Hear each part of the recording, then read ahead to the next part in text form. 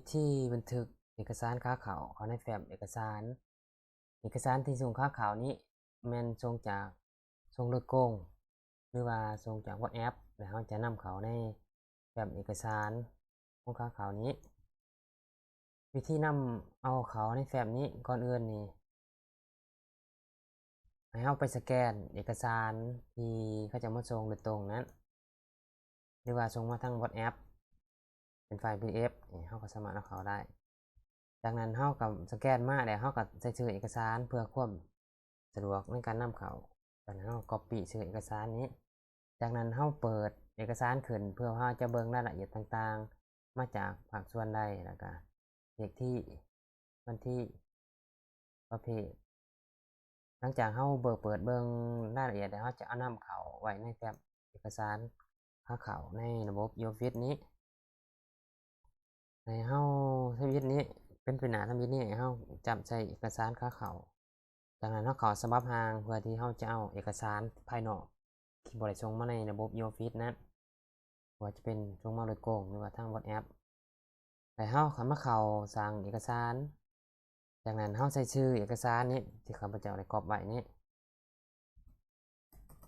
ใส่ชื่อเอกสารจากนั้นเราเลือกเลขที่เราเขียนเลขที่เอกสารเราก็ไปเปิดเบิ่งเลขที่เอกสารเขา125ทับชลลเราก็ใส่125ทับชลล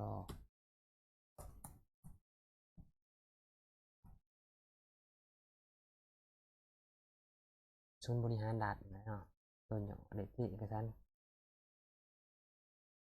รเข้าออกของเขานั่นนะวันที่เขาก็เป็นมันเปิดวันที่4 กุมภาพันธ์2025เขาก็ใส่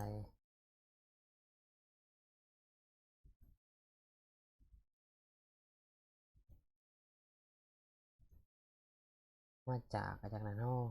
เขาก็มาเลือกเอาอยู่ในนี้ศูนย์บริหารรัฐถ้าว่ามันบ่มีให้เขาเลือกในนี้เขาก็สามารถมาสร้างตัวอย่างมันมาจากภาคส่วนอื่นที่มันบ่ทันมีแล้วเขาก็เขียนชื่อภาษาลาวใส่จากนั้นภาษาอังกฤษแล้วเขาบันทึกแล้วมันจะมาขึ้นอยู่นี้ใส่ศูนย์บริหารรัฐดิจิตอลผู้มาส่งถ้าเขาก็ใส่ชื่อเขาในเขาบ่ฮู้ชื่อผู้มาส่งผู้ส่งเอกสารให้เขาเรียกว่าเขาส่งมาในบอทแอปเขาก็ใส่ชื่อผู้นั้นผู้ที่มาส่งเอกสารโดยตรงเขาก็ใส่ชื่อผู้นั้นวันที่รับเอกสารที่เขารับมาเขาจะเอาเขาได้ที่มันเขารับเอามื้อนี้ตัวอย่างว่าวันที่11 เดือน 3ได้รับความเร่งด่วนเนี่ยเขาใช้ทั่วไปได้รับความลับเนี่ยเขาใช้ธรรมดารูปแบบอย่างว่าเขาส่งโดยกงเขาก็ใส่โดยกงเขาส่งมาทางอีเมลก็ใส่อีเมลก็ส่งมาทาง WhatsApp เขาก็ใส่อื่นๆทาง WhatsApp ตัวอย่างว่าวันที่หมดกำหนดเขาก็ใส่มื้อนี้มื้อที่เขารับอะไรเนาะเอกสารรูปแบบเอกสารนี่ใช่ไหมจำนวนหน้าเขาก็มาเบิ่งเอกสารมันมีจักหน้ามันมีหน้าเดียวอันนี้เพิ่นสำเนาหนังสือเสนอของเราไปมันก็เป็น2หน้ามันส่งมาเขาก็ใส่เป็น2หน้าเลย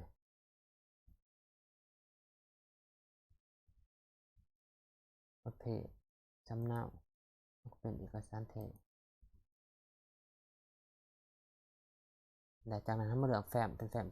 2025เลขที่เอกสารตัวเก่าที่อยู่ในระบบเรามันเป็น13เราก็เป็น14ตัวอย่างคันตัวจริงเขาก็ใส่ตัวจริงนี่สมมุติขึ้นมาต่างกันมาประเภทเอกสารเราก็เป็นแจ้งตอบจากนั้นเรามาอัปโหลดเอกสารของเอาไว้อยู่ในหน้าเดสก์ท็อปเราก็อัปโหลดเป็นนี่เจอเอกสารตัวนี้เราจะลบออกก่อนตัวนี้เขาใส่ชื่อเอกสารเลยมันมีเด็กที่อยู่ในเขาลบออกก่อนก็ได้จากนั้นเขามาอัปโหลดหน้าเดสก์ท็อปของเราเขาเลือกเอกสาร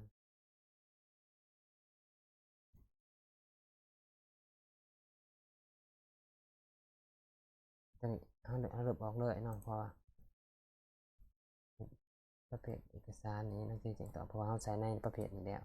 เวลาค้นหามันจะขึ้นในประเภทแจ้งตอบ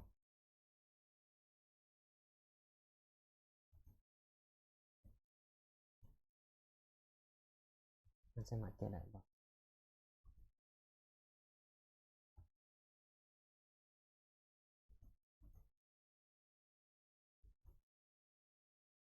เราใช้ตามนี้ได้เ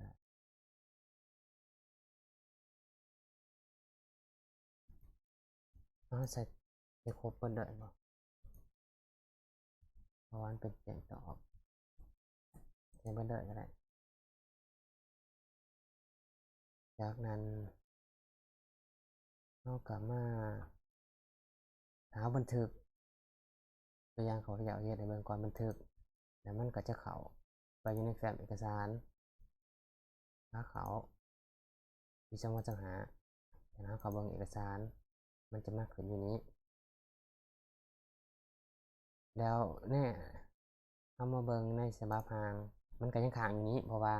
เรานำเอกสารเข้ามาแล้วเราเอาเข้าในแฟ้มเอกสารแล้วแต่ว่าเรายังบ่ทันได้ส่งให้คณะแผนกหรือว่าให้หัวหน้าแผนกฉะนั้นเราก็มาคลิกใส่ตัวนี้เพื่อที่เราจะเราก็เข้าแก้ไขแล้วเราเข้าส่งแล้วเราส่งให้คณะแผนกให้หัวหน้าแผนกหรือว่าห้องทีนี้ข้าพเจ้าสาธิตให้เบิ่งก็ส่งให้คณะแผนกในห้องแล้วเพิ่นก็จะแยกย้ายเอกสารเพิ่นจะส่งให้มันจะมีคำเห็นแล้วเพิ่นจะส่งให้คณะแขนงจากนั้นคณะแขนงก็จะส่งให้วิชาการเพื่อดำเนินการเอกสารตัวนั้นก็จะบันทึกไว้นั่นเลยเนาะสำเนาไว้แล้วเข้าสถิติไว้จากนั้นเราก็ส่ง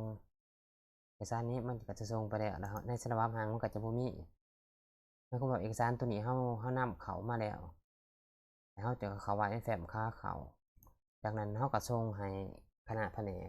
เพื่อเพิ่นจะแยกย้ายเอกสารนั้นสำหรับการนำเข้าเอกสารจากภายนอกหรือว่าใน WhatsApp จากโดยตรงแม่นก็แม่นมีแค่นี้